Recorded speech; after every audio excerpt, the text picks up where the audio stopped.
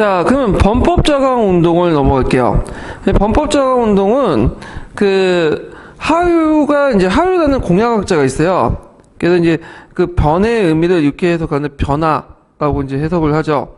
그래갖고 현실에 뒤떨어져 있던 이 고정항을 비판하면서 그 당시 변화를 추구하는 것들을 이제 강조하는 학문이 공약학인데, 이 범법자강 운동은 이 공약학자를 중심으로 해갖고 이끌었어요.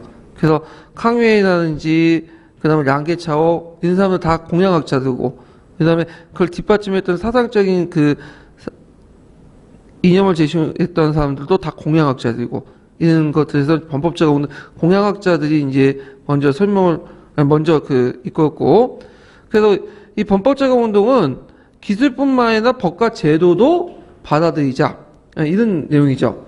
그래서 배경을 보면 청일전쟁이 결정적이죠. 이 청일전쟁 이후에 패배를 하잖아요. 그래서 이 청일전쟁 왜 패배했냐? 그것은 일본이 그 당시 메이지 유신을 통해서 입헌군주제를 실시한 반해서 우리는 그걸 못했다. 우리는 기술만 했다. 그래서 제도와 법도 같이 받아들이자. 이 논의가 이제 일어나기 시작했고요. 그 다음에 이제 청포전쟁이나 대만 사건, 이리 사건 같이 이런 것들 통해서 외국한테 맨날 당하죠. 양모운동의 한계성이 노출되고, 그 다음에 정치 사회적 개혁의 어떤 필요성이 대두되기 시작하죠. 그래서 이제 이런 것들을 이제 또 하고, 두 번째로는 양모운동의 기업 경영 방식 간동 상판의 문제점, 이런 것도 이제 드러나면서 이제 전개하게 되죠. 그래서 중심 인물을 보면 캉웨이, 랑시차오 공약학파들과 혁신적인 관료들 얘기하는데, 이 캉웨이, 랑시차오는 그 범법자강 운동 당시에 높은 관직에 있었던 사람은 아니에요. 그리고 그 전에는 제학자들이었죠. 몇 번 가고 시험 보다가 이제 떨어졌고, 캉웨이와 랑시차오가 이제 북경에 올라올 때 그때마다 상소를 펼쳤어. 왜냐면 자기가 이제 의견을 황제에게 전달할 수 있는 방법이 그 당시에는 상소밖에 없었어요. 그래서 뭐 1차 상소운동, 2차 상소운동 등등등등 펼쳤고, 북경과 상해 중심으로 해서 강학회 같은 것들을 이제 만들고요. 자, 그러면 캉웨이 사상을 좀 볼게요. 캉웨이 사상은 이제 두 개 책에서 이제 잘 보여주는데, 하나가 뭐냐면 신학의 경고하고, 또 하나가 공자 계제구죠. 자, 신학의 경고는 뭐냐면 공양추축, 금문경이 유교경제 정통 후계자임을 강조하고, 공운경정은 다 왕망이 신앙조를 설립할 때 위조됐다. 유흥이라는 사람을 통해서 위조됐다는 거죠. 그래서 이제 금문경 믿을 수 없다, 이런 논리예요. 그래서 이거는 공양학이 춘추공약이 정통이 이렇게 이제 신학의 경고가 이게 그 내용이고, 그래서 이제 공원경전은 이제 왕망이 신앙조를 했기 때문에 믿을 수 없다, 이렇게 주장을 하는데, 이것은 이제 캉웨이가 어떤 계열이라고 했죠? 군문계통이죠. 이런 거 연결시켜서 좀 보시면 돼요. 자, 그 다음에 또 하나가 예전에 완전 공자 계제고라는 책이죠. 그래서 육경은 공자 자신이 이상적인 제도를 투영해서 창작한 거다. 그러니까 공자가 단순히 역사가 아니라, 있는 사실 그대로 보여준 역사가 아니라 창작한 사람이고, 그 다음에 이 사람은 성인의 공자의 위상을 뭘로 바꾼 거야? 난세 개혁자로 이렇게 하죠. 예. 그래서 이제 금문경에서 그런 공자상이 있어요. 그래서 금문경 같은 경우에는 왕은 아니지만 왕의 칙을 받죠. 이게 무슨 논이에요? 소왕론 같은 거 있잖아요. 그래서 현실 개혁 과정의 어떤 측면을 강조했다.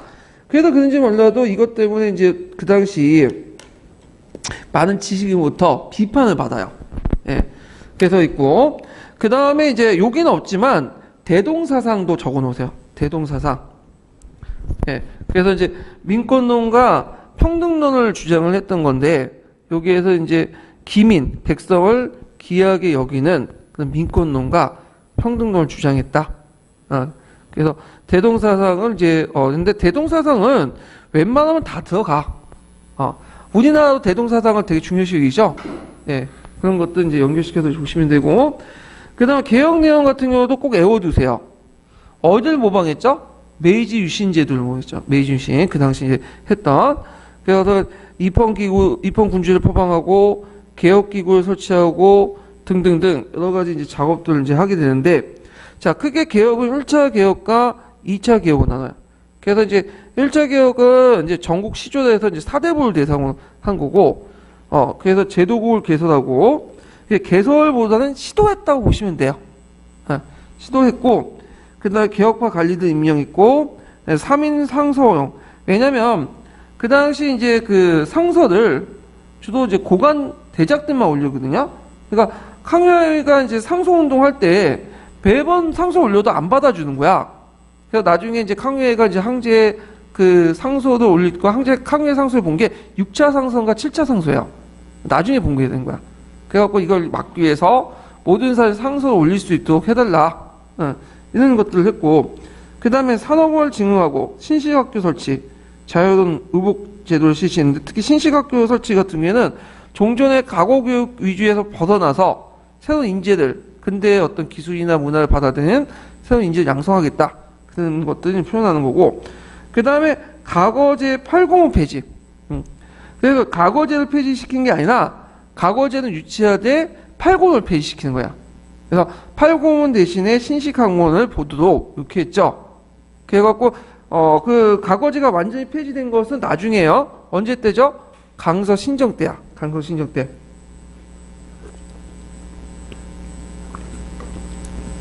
여기는 805문을 폐지하고 신식학문을 이제 보자는 그런 내용이 있어요. 그래서 그게 예전에 그 서양 세계 문화사라는 책이 있었거든요. 지금은 그냥 잘 안 보는데 그 책에 이게 잘못 적혀 있어. 과거제 폐지 이렇게 잘못 적혀 있어요. 그래서 그걸 예전에는 그렇게 적어놨는데 그 이제는 이건 아니고 과거제 805 폐지 이렇게 보시면 되죠.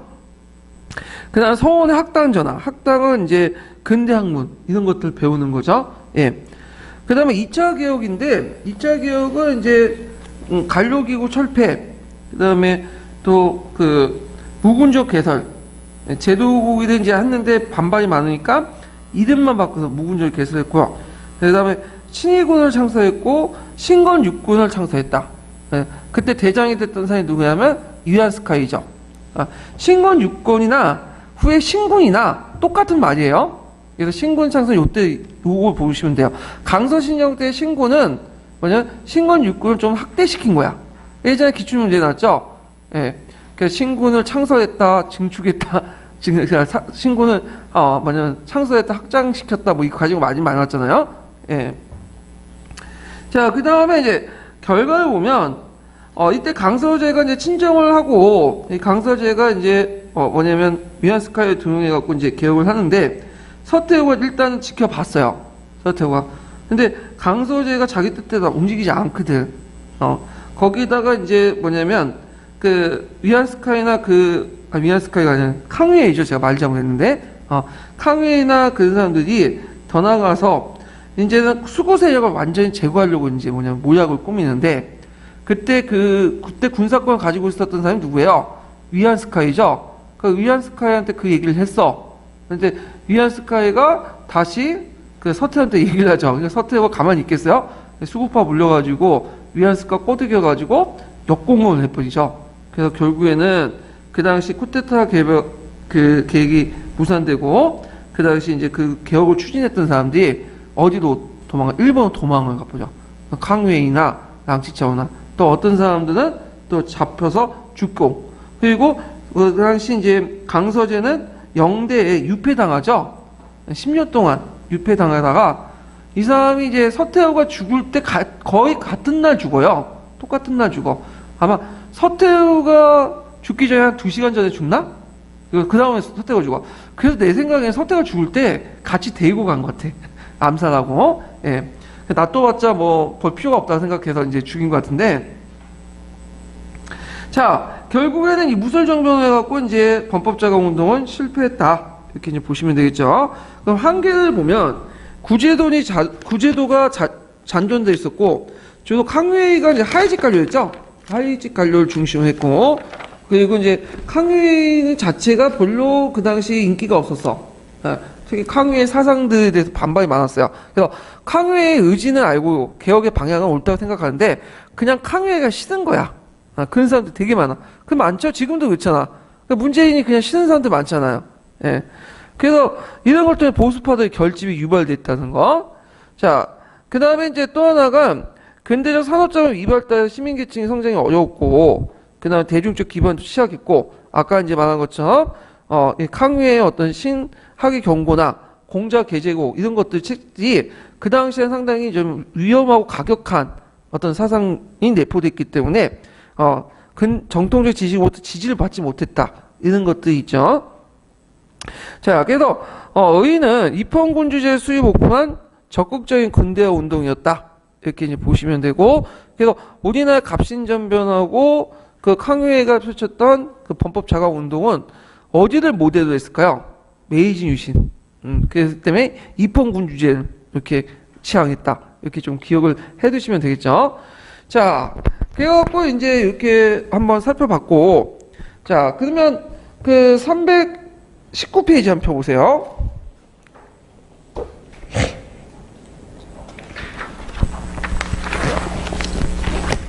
자, 19번 문제하고 20번 문제 풀어보면요.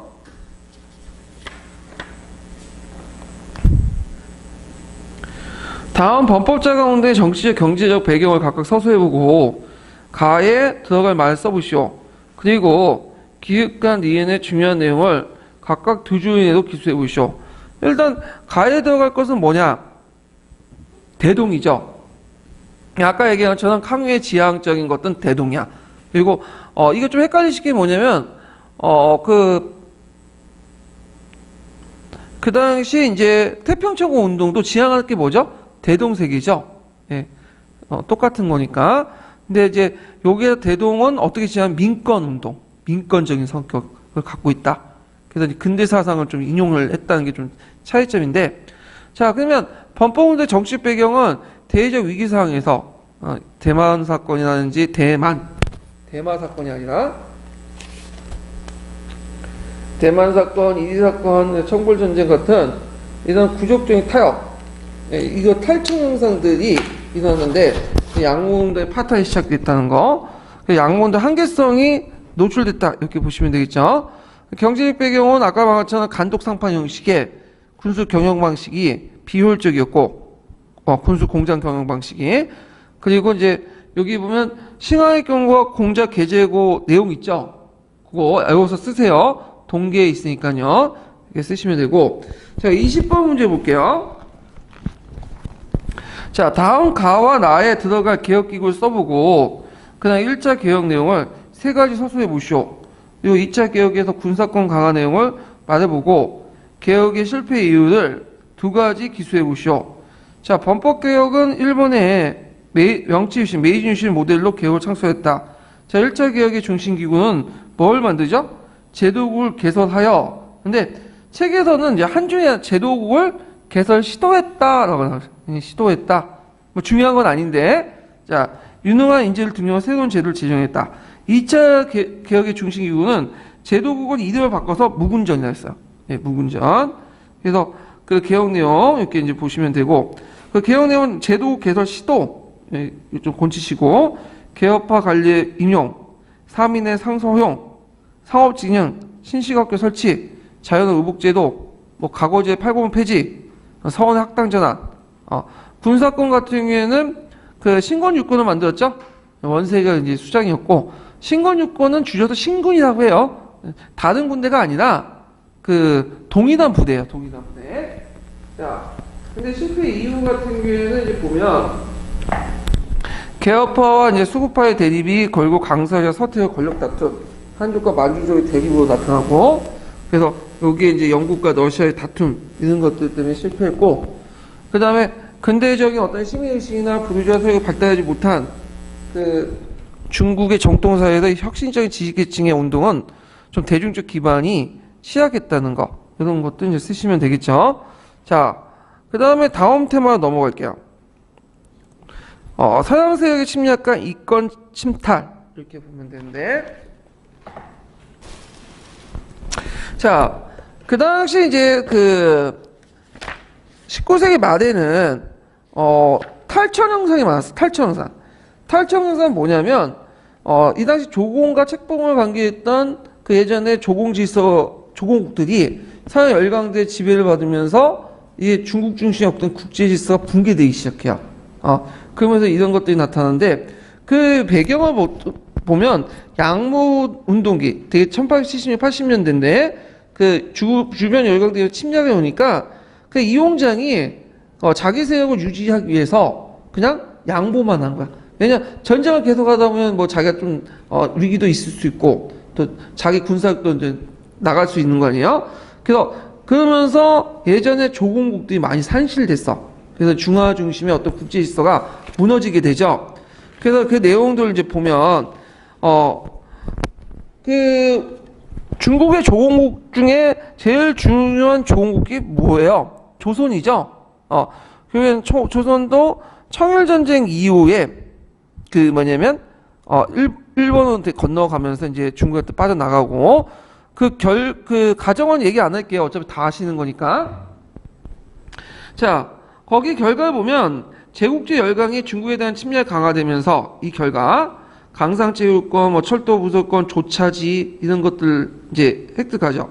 그래서 이제 일본이나 뭐 서양 열강들이 중국의 조개나 조차지 같은 것들 이제 획득하는데 조개 같은 게 여러분들 아실 거예요. 우리가 이제 다른 말 거루지라고 하죠. 우리나라 말로. 그래갖고 이제 중국 개항지에서 이제 외국의 행정, 경찰, 사법을 관할할 수 있는 조그만 그 땅이 있어요. 그걸 조개라고 하고 그래서 이걸 빌린 대가로 중국에 그 돈을 줘요.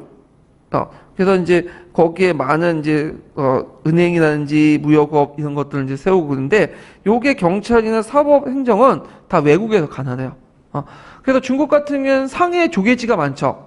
상하이 뭐 영국 쪽에도 있고 프랑스 쪽에도 있고 등등. 그러다 보니까 이제 우리나라 그 임시정부도 프랑스 쪽에다 설립했죠. 일본이 간섭 못하잖아요 여기는. 예. 그다음에 조차라는 건 뭐냐면 그 일정 기간 동안, 되게 99년 반영구적인 기간 동안 그 지역을 빌려가지고 자기가 실제로 통치를 하는 데야. 그러니까 이제 조개는 도시 한 부분이고 조차는 좀 커요 범위가. 예를 들어서 이제 뭐 요동반도, 라오닝반도, 그 다음에 이제 뭐 홍콩 섬 이런 것도 있죠. 홍콩 섬은 이제 뭐 한양반한 건데 그 신계 지역 같은 것들 이런 것들이 조차 지역이죠. 그래서 뭐 독일 같은 경우는 자오조만, 그 다음에 류순 다른왕 같은 경우는 널 전쟁 때 널 전쟁 기존의 러시아 이후에는 일본 넘어갔죠. 이런 류순 다른만 같은 거, 강조만은 프랑스, 영국은 뭐 주둥반도 이렇게 있죠. 특히 홍콩 같은 거 좀 보시면 지금 홍콩은 이제 그 뭐냐면 어디예요? 중국 거죠. 예, 97년 넘어갔잖아요. 근데 홍콩은 예전에 영국이 이제 그 식민지했던 곳인데 홍콩은 크게 세 개 부분 나눠요. 홍콩섬, 그 다음에 그 홍콩섬 바로 앞에 뭐가 있죠? 구둥반도가 있고 그 다음에 그 위에 신계 지역이 있어. 신계가 거의 90%를 차지하는 곳인데 인구는 그 홍콩 섬하고 홍콩섬 바로 앞에 있는 구둥반도에 집중돼 있죠. 홍콩섬은 언제 넘어갔어요? 이건 하장당한 거야. 이거는 그 뭐냐면 남경조약 때 넘어가고 그다음 그 앞에 있는 구둥반도는 북경조약 때 하향받은 거죠. 그리고 신계라고 해갖고 이제 구둥반도 그 비에 이제 되게 농촌도 있고 섬도 있고 이런 지역이 있거든요. 그래서 홍콩 한 90% 정도 차지하는 지역이 있는데 이 지역은 나중에 그 중국이 조차를 내주는 거야. 그 조차 기간이 몇 년이냐면 99년이에요. 예. 99년이면 반영구적이죠. 그 당시에는 99년이 돌아올 거 생각 안 했어. 근데 시간이 지나면 돌아오지 99년이. 그래갖고 이제 그 중국이 공산화된 이후에 그 모태똥이 거길 먹으려고 했다 그냥 그만뒀어. 영국 간에 외교적 갈등도 있고 그냥 내버 두려고 했어. 그냥 어차피 그 돌아온 땅 아니야. 그래서 이제 나중에 70년대인가 그때 이제 협상을 맺었는데 97년도에 반환하기로 했어요. 원래는 이제 그 홍콩성하고 그다음 구둥반도는 반환하지 않아도 돼요. 왜냐면 조차지가 아니라 준 거거든요. 근데 그 신계만 반환받으면 신계를 넣어주고 이제 하시면 뭐가 문제냐면 홍콩 섬하고 구둥반도가 도시 기능이 다 상실되게 다 연결돼 있기 때문에 그래서 결국에는 97년에 다 넘겨주기로 했거든요. 그래서 이제 영국이 잘 키웠다가 중국한테 넘겨준 거죠. 이 홍콩 같은 경우에. 그다음 마카오 아시죠? 마카오. 이 마카오도 대표적인 조차지 중에 하나인데 이것도 은근슬쩍 그래서 그 포르투갈 먹었던 땅이 원래 마카오는 그 명나라 때 그 포르투갈인들이 살았던 거주지예요. 이 지역이. 근데 명나라 때 한간이 끝발이 있었죠. 그러니까 한간자한테 뇌물 주면서 뭐냐면 눈 좀 갚아달라고 이렇게 한 거고 이런 간행들이 청나라까지 계속 간 거야. 그러면 오랫동안 불법적이라도 영구 점거하고 있으면 어떻게 돼? 자기 땅이 되는 거잖아.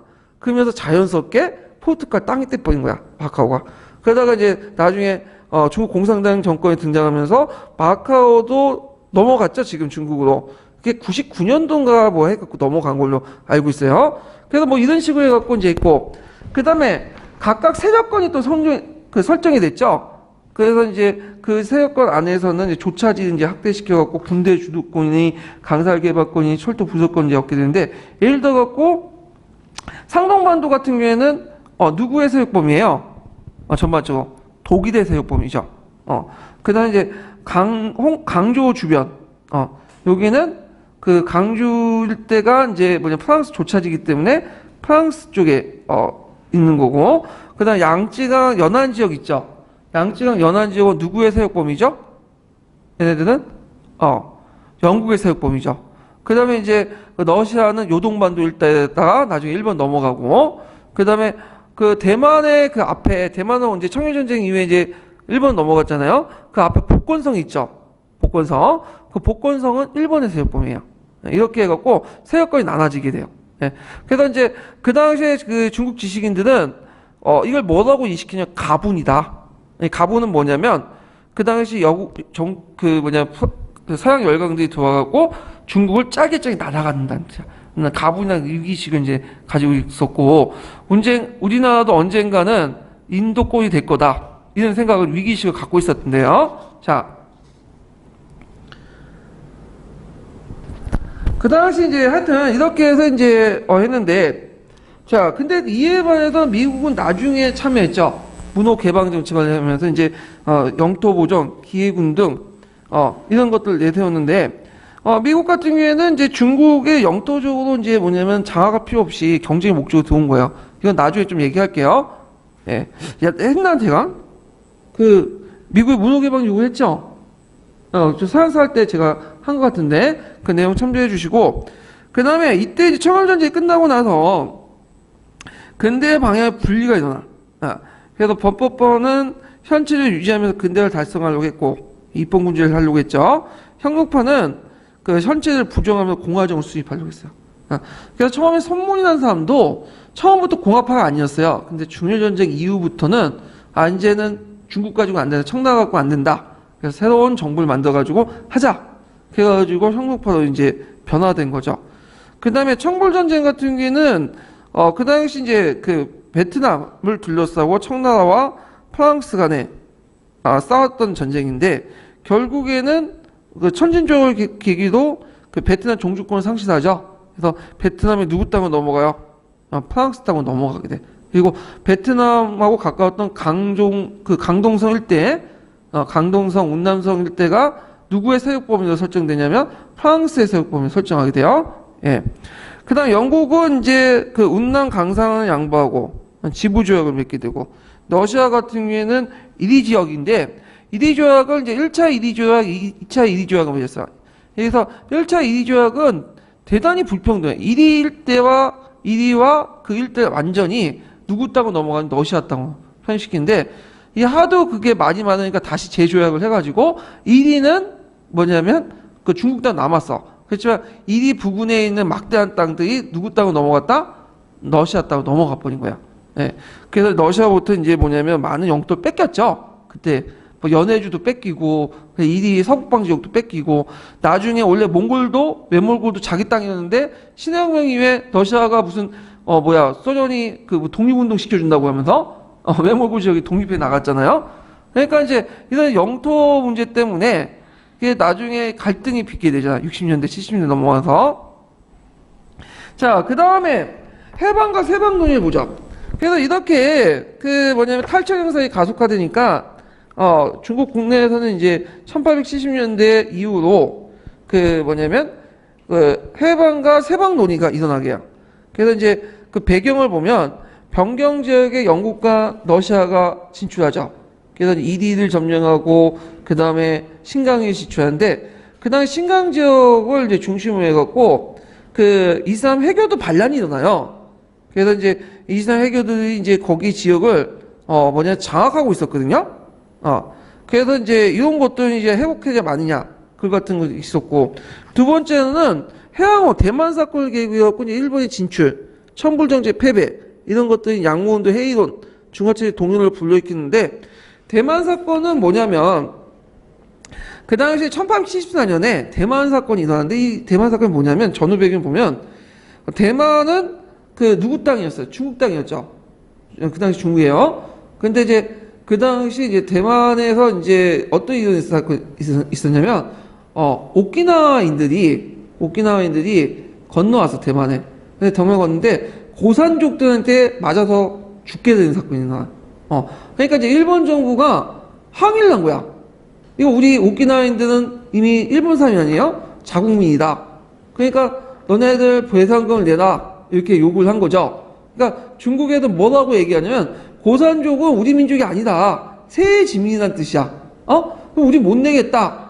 그러니까 이제 배째다 그런 식으로 나와버린 거죠. 그러니까 일본 애들이 이제 화가 나고 군대를 동원해갖고 대만에 상륙하니까 그제서야 뭐냐면 한 발 물러나가지고 그러면 배상금을 해주겠다. 그러면서 끝난 사건이야. 근데 이게 상당히 의미가 있는 게 뭐냐면 단순히 돈을 줬다는 데 의미가 있는 게 아니라 그 오키나와인들을 일본인으로 인정을 해주는 거죠. 오키나와는 예전에 누구였어요? 누쿠 왕국이었잖아. 근데 이제 에도 시대 때 사스마본이 관리했다가 나중에 이제 메이지 정권이 등장하고 나서 어떻게 해요? 독립권을 박탈하고 왕국을 멸망시키고 오키나와현으로 편입을 시켰잖아요. 근데 그걸 중국이 예전에 인정 안 해줬거든요. 근데 이 사건을 계기로 해갖고 이제 간접적으로 뭐예요? 오키나와가 일본 영토라는 걸 인정을 해버린 거야. 자, 그래서 하여튼 이런 것들이 이제 그냥 일본에 진출하는 경계, 이런 것들이 있었고, 그래서 이제 1874년 대만 사건에서 이제 75년 양무운동이 반성하는 걸 가정해서 이런 해방과 세방 논의가 일어났죠. 자, 그 당시 이제 해방의 논의는 뭐냐면, 이제 그 우리의 적은 러시아보다는 영국이나 일본이다, 프랑스다. 그런 나라들 어디 쪽으로 공격해 들어와요? 바다 쪽으로 건너오죠. 그러니까 바다의 방비, 해안의 방비를 철저히 해야 된다. 그래서 이제 이렇고 또 해안 쪽 방비하는 게 중국 본토하고 또 뭐냐면 연결되죠. 중국인들이 대부분 거기 살고 있잖아요. 예. 자, 그래서 이제 있고 그 다음에 해방을 먼저 방어하자. 그리고 이홍장이 번국을 이 시대를 아주 혼란한 시기로 보았어요. 주변 해상 세력들이나 열강들이 쳐들어왔던. 그래서 이홍장이 이런 주장을 하는데 이홍장이 이걸 통해서 양무운동을 확대시키고 그다음 자신의 어떤 군사적 기반을 확대시키려는 목적에서 그걸 주장했죠. 예. 그 다음에 이에 반해서 세방파는 뭐냐면 지금 중요한 것은 영국과 일본이 아니라는 거야. 어디죠? 러시아죠. 특히 그 당시 신강 지역 같은 경우에는 반란이 일어나갖고 그 당시 이제 그 해도 이슬람 세력들이 장악하고 있었거든요. 야쿠브 베이라는 이슬람 세력들이 이제 장악하고 있고 이 세력이 이제 러시아와 또 연결돼 있어요. 그래서 당장 그 신강 수복 작전을 해야 된다. 그래갖고 이제 자동장가 일부 양무파 관료들과 그 다음에 이제 양무의 비판인 보수주의자들 이제 했고 그 다음에 이 시대를 어떻게 봤냐? 1870년대 시기를 중흥의식이 이제 중화 사상을 기반으로 정통적 세계에 집착을 강했다. 그러니까 이 시대는 왕국이 부흥했던 시기로 그리고 정통적인 어떤 그러니까 예전에 그 청나라가 계속 부흥했던 시기로 보고 이당 동치 중흥시기이기 때문에 그렇게 이제 혼란했던 시기로 안 본 거죠. 이 사람들은. 그리고 세방파는 해방파를 비판을 해요. 그리고 왜 비판했어? 이거 양무파 이거 그대로 놔뒀다가는 그 이홍장세력이 커진 거 아니에요? 그렇게 이제 해서 이제 했는데 결국에는 어떻게 할까요? 두 개 동시에 추구해요. 예. 해방파의 의견을 받아들여서 그 당시 세계함대를 만들죠. 복권이니 남양, 부양함대를 만들고 그 다음에 세방파의 의견을 받아들여서 자종당을 중심으로 해갖고 신강 수복 작전을 펼쳐요. 그래갖고 신강 지역이 다시 회복되죠. 그때 마치 신강 위구르 지역을 내줬으면 그래서 지금 중국이 큰 손해봤겠죠. 신강 유교 지역이 뭐 독립할 수는 없을 거고 러시아 땅으로 들어갔겠죠. 당연히. 자, 그래서 이제 해방과 이런 세방 논쟁이 있었다. 이런 것도 있고 예전에 기출문에 나왔던 거예요. 이 부분을. 자, 그 다음에 이제 그 관련된 이제 문제를 풀어볼게요. 318페이지 펴보세요.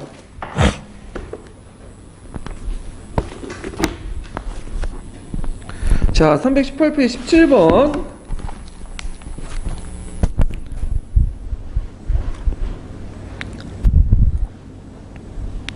자, 다음 가에 들어갈 말을 써보고 기획조약의 내용 중에 중국의 영토 하랑과 관련된 내용을 써보시오. 그리고 그 청일전쟁 결과 중국에 어떤 영향을 줬는지 두 가지를 이렇게 이제 서술을 해보시오. 이렇게 했는데, 자, 청해 이용장은 자신 해군과 무슨 함대를 동원했죠? 이용장 함대가 무슨 함대요? 북양함대죠? 예, 북양함대를 동원해서 일본군과 대전했지만 일본에게 패하고 말았죠. 청일전쟁 결과 하간조약을 이제 체결했는데 시모노세키 조약을 체결했어요. 그래서 이제 그때 영토 하랑 결과 요동반도, 대만, 팽오열도를 이렇게 주기로 했는데 이 요동반도는 다시 삼국간섭에 의해서 다시 돌려줬죠. 이거. 그다음 중국에 어떤 영향을 줬는가? 자, 일단은 그 양모운동이 완전히 실패로 돌아가 이용장을 비롯한 양국파 관료들이 이제 시각되는 계기가 됐고 대신에 범법운동이 등장하는 계기가 되었죠. 그리고 동아시아 국제질서에서 이제 중화시 질서가 이제 붕괴되고 주도권이 누구한테 넘어가요? 일본한테 넘어가요. 여기는 없지만 이 청일전쟁 이후에 그 서양 열강들 그 뭐냐면 중국 침탈이 이권 침탈이 더 가속화됐다. 왜냐하면 서양 열강들은 예전에 아편 전쟁이나 이걸 통해서 중국이 무너진 걸 봤지만 아직 중국이 등치가 있잖아. 그래서 잠자는 호랑이라고 생각했어. 근데 그 자기가 예전에 조공국이었거나 약소국이었던 일본한테 지금 깨지거든. 그걸 보고 중국도 벌게 아니구나 하면서 본격적인 침략을 하기 시작하죠. 예. 자, 그 다음에 18번 문제를 볼게요. 다음 가에 들어갈 말을 써보고 기억의 목적과 내용을 각각 말해보시오. 요 니은의 의미를 서술해보고 그 다음에 니은에 깔려있는 위기의식을 서술해보시오. 이렇게 했는데, 자, 중국 진출에 늦게 뛰어든 미국은 그 중국의 문호 개방을 요구했고 영토 보전과 뭘 강조했죠? 영토 보전과 함께 기회 균등 이걸 강조했고요. 그 다음에 이 당시 중국 지식인들은 가분의 위기가 있어. 가분은 뭐야? 이제 나중에 중국이 그 영토가 분할될 거라는 위기의식이죠. 이런 위기의식이 있었다는 거. 그러면 이제 거기에 그 중국 문호 개방의 목적 내용을 보면 목적은 미국의 경제적 진출이죠. 미국은 영토적 야심이 별로 없어요. 그런데 이제 내용을 보면 이제 열강의 기득권 인정하고 선박의 출입, 상품 통과, 공풍사태, 영토 보전 이런 것들 있죠. 요게 나중에 워싱턴 조약 때 확인을 받게 되죠. 기출문에 나왔던 거고. 그래서 좀 기억을 해두시면 좋을 것 같아요.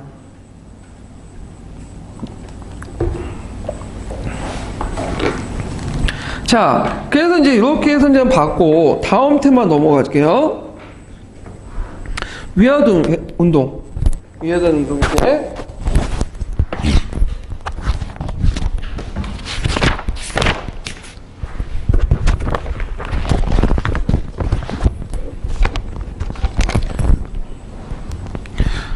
자, 위화당 운동은 이제 위화당 운동은 예전에 한번 나왔던 거죠. 재작년에 나왔던 걸로 이제 기억이 나는데, 위화 운동은 그 위화권이라는 교당을 중심해서 일으킨 거예요. 그 위화권이라는 것은 이제 일종의 비밀결사 단체들인데, 이들은 건봉이나 봉술, 도술을 중심으로 육체를 단련을 하면서 종교 활동을 겸한 단체죠. 그래서 이제 삼국지, 수우지, 서유기에 나오는 그 영웅들 신을 모시고 그리고 100일 동안 위화권이란 건법을 익히면 그 물과 부대도 다치지 않고 창과 폭탄도 피할 수 있다. 그러면서 이제 신통력을 얻을 수 있다. 이런 식으로 이제 해가지고 세력권을 확대시켰던 집단이죠. 그래서 이제 위화단은 일종 반기독교 운동 이렇게 볼 수가 있는데 그 당시 반기독교 운동이 확산됐다고 했죠. 뭐 천진교환, 뭐 이런 교환 사건도 많이 나고 그래서 이 교환 중에 제일 정점이 있었던 그 운동이 의아단 운동이죠. 이렇게 이제 기억을 해두시면 돼요. 자, 일단 배경을 보면요. 자, 기독교가 들어와서 유교적 질서를 파괴하죠. 그래서 기독교가 이제 했던 일들이 예전에 그 신사들이 했던 일이야. 그래서 이 신사들의 이제 사회적 영향을 축소시키니까 그거에 대한 이제 반기독교 운동이 일어나기 시작했고, 그것이 더 발전돼갖고 반제국주의 운동으로 발전됐다. 두 번째로는 당시 독일의 상동반도 침략과 그 다음에 그랬던 철도 개설, 토지 매입, 분목 파괴, 민가 철거들 반발을 불러일으켰고요. 그 다음에 철도 도로 건설을 통해서 그 다음에 운송 노동자들이 어떻게 해요? 대규모 실업 사태가 일어나죠. 이런 것들. 그 다음에 여기는 안 나와있지만 토비 세력들이 강하기 때문에 자의적인 위압권을 가진 민간 조직들이, 무장 조직들이 활성화됐다는 거. 자, 가정을 보면 그 당시에 상동 지역에서 자연재해가 되게 많이 일어났어요. 또 기근도 거치고, 농민들이 원성이 증대될 때, 이때 이제 원세기가 어디에 이제 부임했냐면 상동성 숙무로 부임했어. 그리고 나서 상동성에 있었던 위화단들을 다 쫓아내 버렸죠. 그래서 이 사람들이 이제 상동성에서 벗어나가지고 그때 부청묘랑이라는 구호를 내세우면서, 부청묘는 뭐예요? 예? 청나라를 받들고 양을 경멸한다. 물론 이제 부청의 의미는 청어적으로 해석할 수 있지만, 또 하면 청을 상징하고 있는 중화 문화를 지키자, 이런 내용인데, 이 사람들이 이제 상동선에서 벗어나갖고 그 다음 지계성, 북경, 탱징 이런 식으로 해갖고 이제 올라오기 시작하거든요. 그 과정에서 이제 뭐냐면 철도도 파괴하고, 그 다음에 이제 교회도 파괴하고, 그 다음에 외국인들 보면 다 죽여버리고, 그래서 올라오기 시작한 거야. 그러면서 올라오면서 그때 이제 사회적 불면자들이 같이 합세를 하는 거죠. 규모가 점점 커지기 시작해. 자, 근데 이제 이거에 대해서 서태후 이제 정권에서 이제 의견이 이제 많았어요. 처음에 이제 서태후는 애들을 포용하자. 유경가. 서태후가 아니라, 그 다음에 내치자. 이렇게 했는데, 결국에는 포용하자는 의견으로 돌아서죠. 서태후가. 그래갖고 이제 서태후가 거의 무기 내주고 방조를 내줬어. 그러면서 이들이 이제 북경까지 들어가고는 외국인들 막연히 죽이니까, 외국인들이 이제 한 지역에 모여 살면서 이제 요새하고 이제 거기서 끝까지 개겼죠. 북경 55일인가 그 영화에서 나오는데, 결국에는 연합군이 출동을 해요. 미국이나 일본이나 여러 연합군들이 출동을 해갖고 공동 출병을 해갖고 그 청진을 점령하고 나서 북경까지 점령하게 되죠. 예. 그 과정에서 또 서태후는 또 위견이 바뀌어가지고 연합군들도 받아들이고, 그 다음에 또 위화단을 토벌하는 그 명령을 내리죠. 예. 그래서 왔다 갔다 해, 이 사람도. 예. 자, 하여튼 이게 중요한 건 아니고, 자, 여기에서 이제 신축조약이 이제 체결하게 되는데, 이거 외워두세요. 베이징 위정서라고 하죠. 이 신축조약을. 자, 여기 보면 이제 그 위화단 책임자를 처벌하고, 대고포대를 해체하는데, 대고포대는 뭐냐면, 천진에 올라오는 길목에 대고포대가 있었어요. 한번 거기에 예전에 한번 당한 적이 있거든? 예, 그래갖고 대고포대를 이제 해체를 주장하고, 그 다음에 북경 공사관이 있어요. 그래서 공사관 구역을 설치해달라. 그래서 동교 민항을 이제 설치를 하게 되죠. 그래서 이제 여기를 통해서 공사관 구역을 설정하고, 외교관이 이렇게 해서 들어간다 공동 관리를 하고, 중국인들 못 들어오게 하고, 이런 시설을 이제 만들었는데, 하여튼, 그 다음에 외국 군대를 인정하고, 그래서 북경에서 상해까지 철도 연결 주도. 왜냐면 철도를 외국 자본으로 만들었는데 철도가 많이 파괴됐잖아요. 보호한다는 구실로 있고, 그 다음 막대한 배상금을 지불해야 되고요. 그 다음에 총리 기무함을 폐지하고 뭘 설치하죠? 외무부를 설치해요. 그래서 육부의 제일 위에 두도록했죠. 그 다음에 그 외에는 이제 또 여기는 없지만 배해 사건 시 교황과 관련돼서 관리들 묵인할 경우에는 해당 관리들을 처벌하고, 중국인의 배회적인 단체 조직을 또 못하게 하고, 이런 것도 이제 있다. 그러면 서태후가 그 당시 초창기 때는 의화단이 호의적이기 때문에 의화단의 이제 운동이 나올 때 그 강남에 있는 여러 관료들에게 명령을 내렸어요. 서양을 공격해라. 근데 그 강남에 있는 한인 관료들은 서태후 말 들었어, 안 들었어요? 안 들었죠? 오히려 이제 서양 세력들가 이제 동남 호보 조약을 체결하게 돼. 예. 그래서 이제 있는데 그 내용을 보면 강나라의 지방장관이었던 양지동, 유곤일 이런 사람들이 이제 서양 열강들과 교섭과 평화를 유지하면서 조약을 체결하고 그래서 이제 양자강과 내륙 지역의 관리들을 양자강과 내륙 지역은 중국 관리들이 공동 보호해주겠다. 너희들 이권을 지켜주겠다. 그렇게 하죠. 그래서 이제 요 당시 동남 호보 조약을 맺어지면서 이제 중국의 북경 정부의 권위가 어떻게 될까요?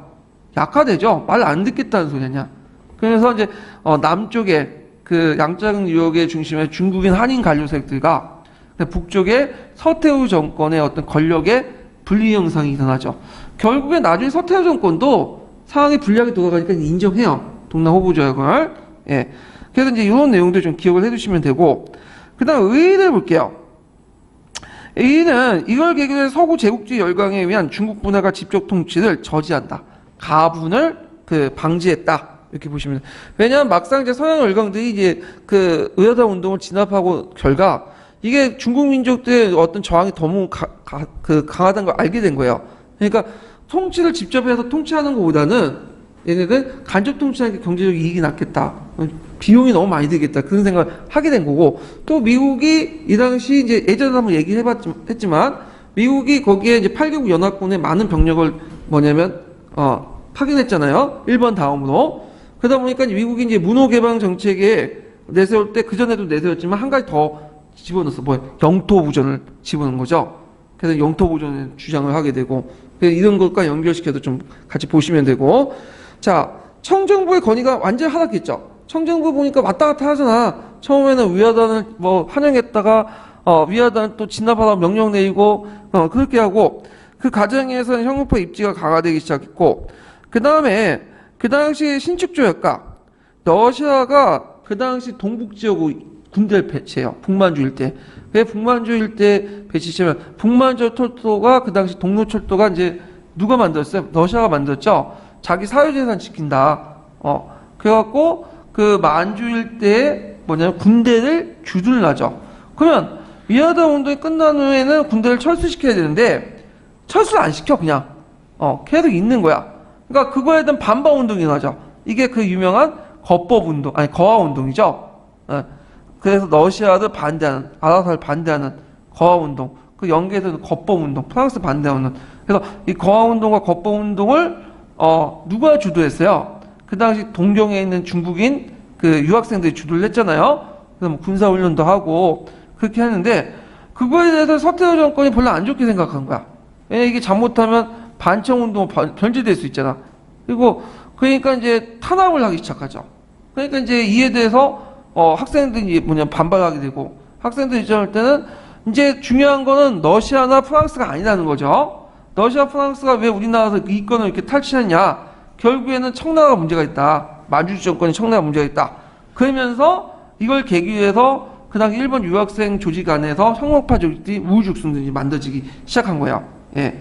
자, 이렇게 연결시켜서 보시면 되고요. 그리고 이제 이걸 계기해서 이제 보수파가 실각되고 다시 지방에 자천됐던 양문파 관료들이 이제 올라갔고, 유곤일, 장지동 그런 사람들이 올라갔고, 무슨 운동을 이끈다? 강서 신정을 이끌게 되는 거죠. 예. 그런 식으로 이제 연결돼서 이제 좀 보시면 될 것 같아요. 자, 그러면 그 형사평가 문제 풀어볼게요. 320페이지 21번 문제 볼까요?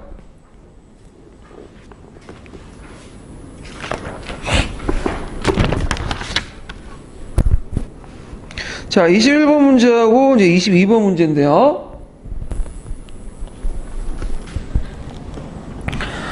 자, 기억의 성격이 어떻게 변했는지 말해보고 니은의 의미를 두 가지 서술해 보시오.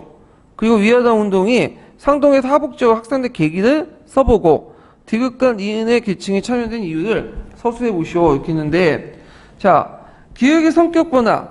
원래 초기에 반기독교 운동에 출발했지만 세력 확대되면서 반외 반제국주의 운동으로 발전됐고요. 그다음 부청 변화는 아까 말처럼 쫄본 이유의 부청은 청조를 지배한다지만 여기에서 넓게 해석하면 부청은 뭐죠? 청조를 넘어서 중화를 보유한다는 의미죠. 자, 그 다음에 농민과 운송 노동자가 대거 참가했다.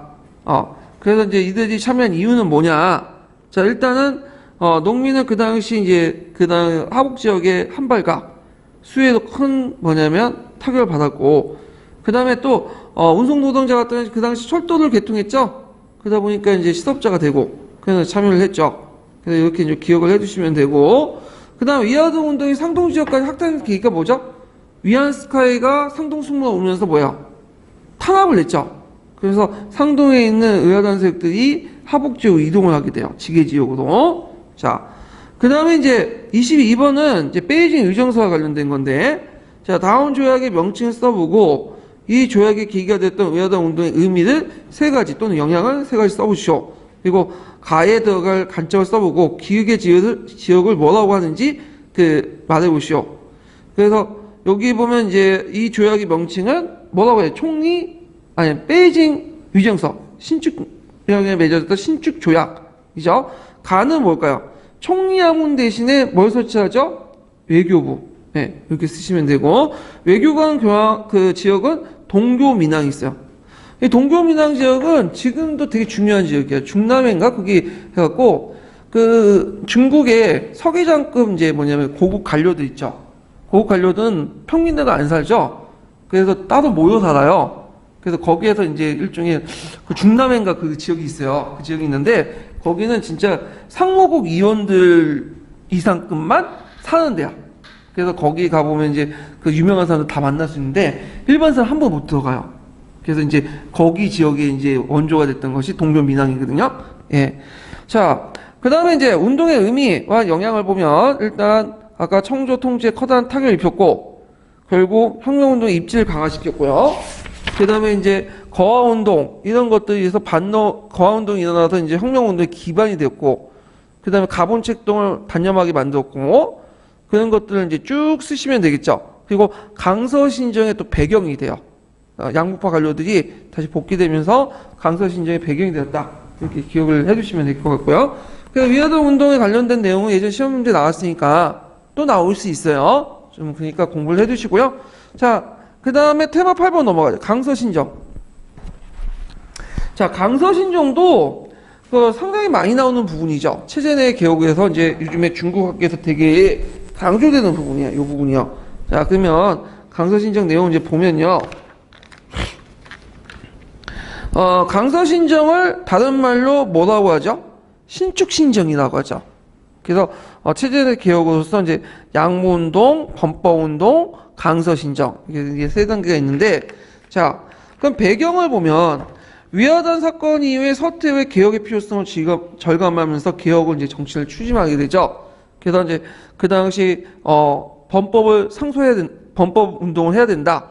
범법 상류들이 이제 내고, 그래서 중앙과 지방의 고위 관료들에게 그 행정, 교육, 군제, 재정의 개혁성에 필요한 것들 어떤 것을 계획안을 내게 해라. 일종의 응지상송을 내게 하는 거죠. 그래서 범법 상류를 내걸고 개혁을 추진하게 돼요. 그리고 자신들이 쫓아냈던 그 범법파들의 그 주장들이 있죠, 예전에. 그대로 실현하는 거야.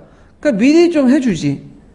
그래서 뒤늦게 깨달아갖고 이제 하겠다고 한 거죠. 때가 좀 많이 늦은 거죠. 예.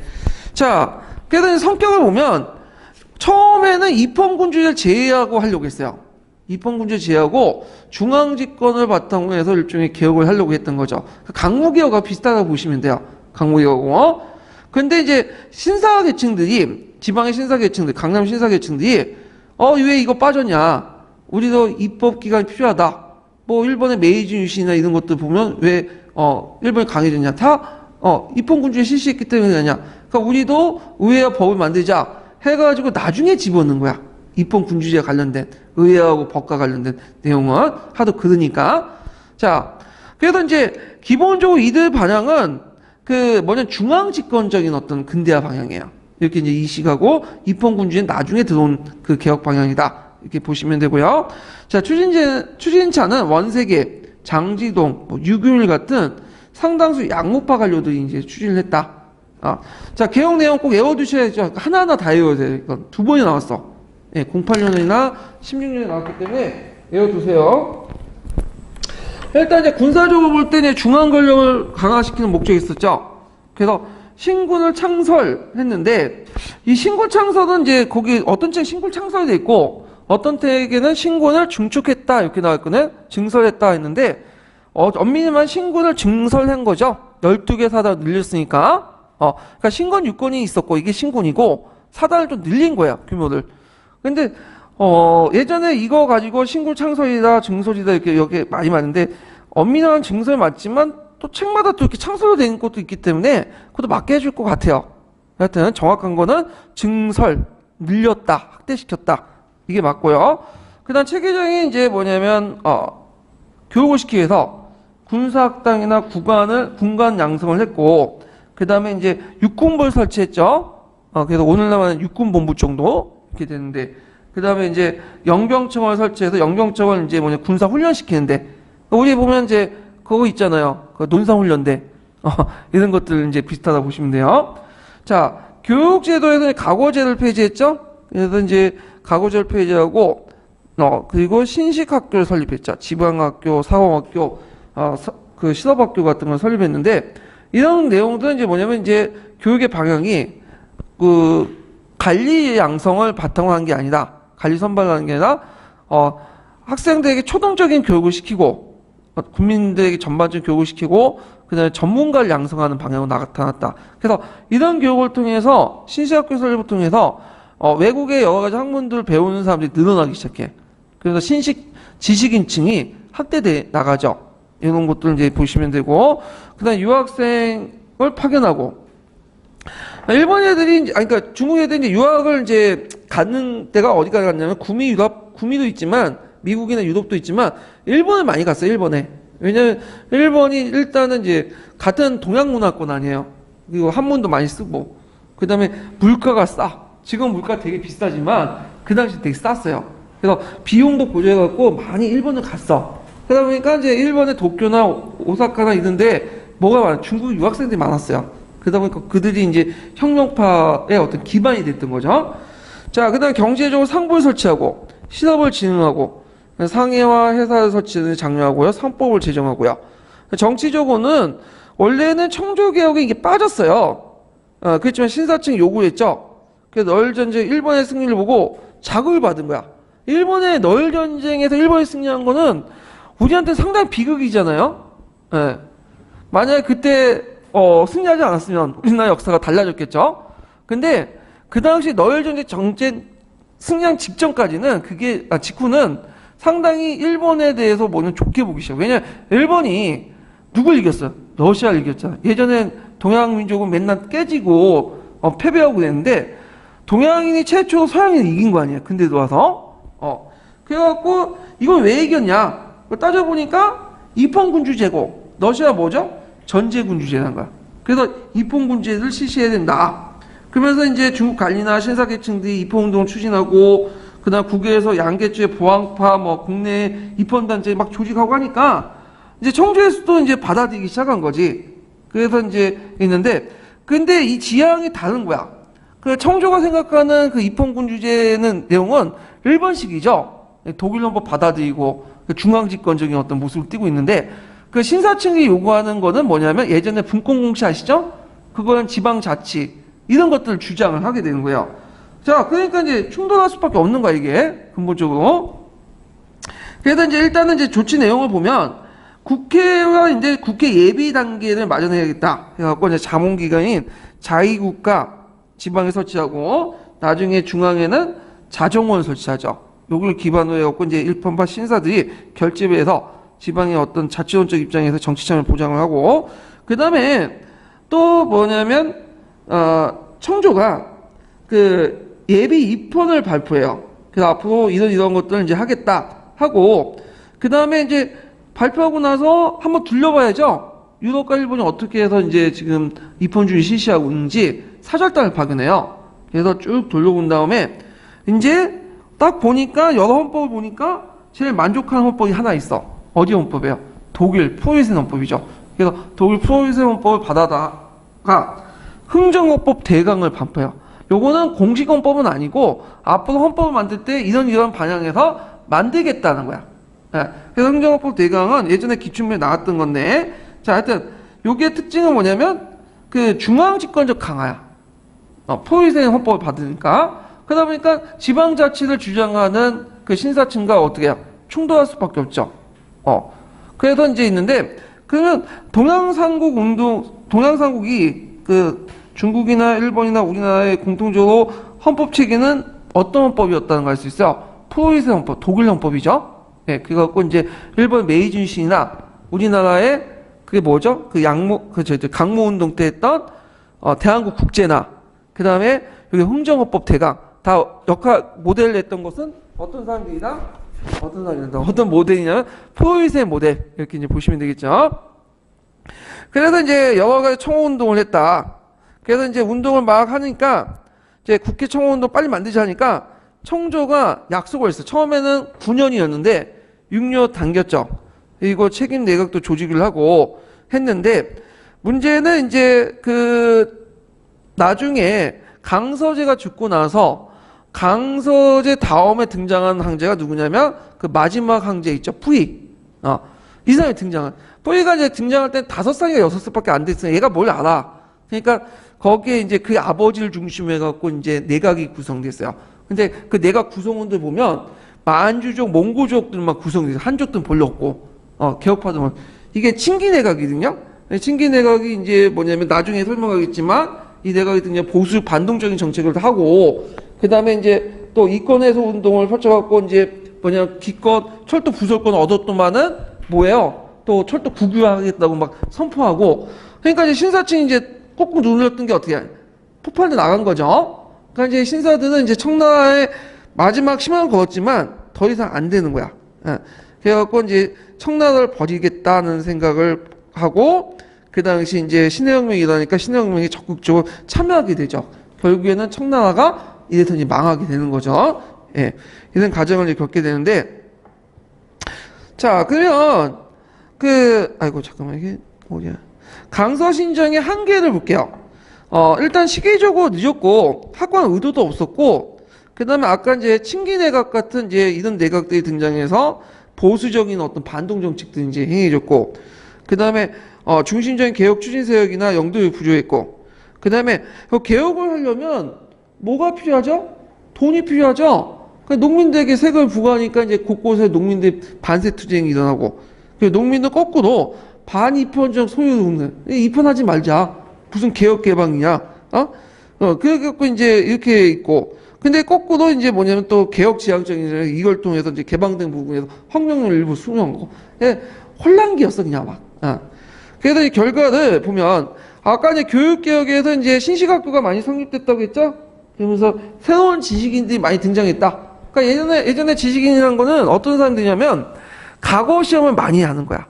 그래갖고 그 과거에 팔고문을 많이 익히거나 뭐 재학문에서 뭐 고중학, 양명학 이런 사람들 있죠? 이런 게 지식인에 이제 있는데 이런 지식인들이 아니고 한문은 몰라도 영어를 잘하고 신식학문이 잘하는 그런 사람들이 등장하고 유교 경제를 몰라도 그러니까 새로운 지식인 군이 등장한 거죠. 예. 그래서 이제 이런 것도 있고 그 다음에 이제 여성 교육이 확대되고 여기다 원세계 이제 군벌 등장했는데 아까 전에 신군 개혁하고 이제 연결돼 있죠. 군사 개혁하고 그 다음에 서구문물 전파 그 다음에 그 입헌 운동을 펼치는 과정에 신사층이 결집됐죠. 자정원, 자의국 이런 걸 통해서 그 다음에 재정 부담을 이제 하기 위해서 농민들에게 뭐 부과하고 그 다음에 신사층들이 펼쳤던 이제 펼쳐갖고 얻었던 그 철도 부설권을 다시 국유하고 등등 해서 결국에는 청조 멸망과 연결된다 이렇게 보시면 되겠죠. 자, 의의는 뭐냐면 청조의 입헌 정치는 근대 중국의 개혁의 마지막 최대의 개혁의 기결점이고 종결점이면서 집권 당국에 의해 실체로 옮겨진 유일한 사회였지만 입헌 추진 도중에 뭐가 일어났어요? 혁명이 일어나면서 실패했다. 이렇게 이제 보시면 되겠죠. 자, 그러면 관련된 형성평가 문제 풀어볼게요. 320페이지 23번 문제 볼게요.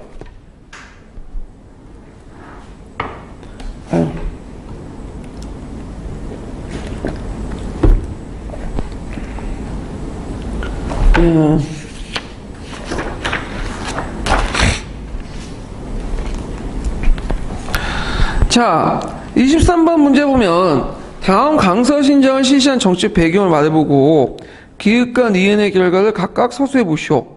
그리고 디귿이 파견한 목적을 써보고 가와 나에 들어갈 기구들 써보시오 이렇게 했는데, 일단 정치적 배경은 이제 청조가 위화당 운동에서 열강에게 무참하게 짓밟으면서 서태를 비롯한 보수 세력들이 서해 군사력을 잠깐 이게 아닌데?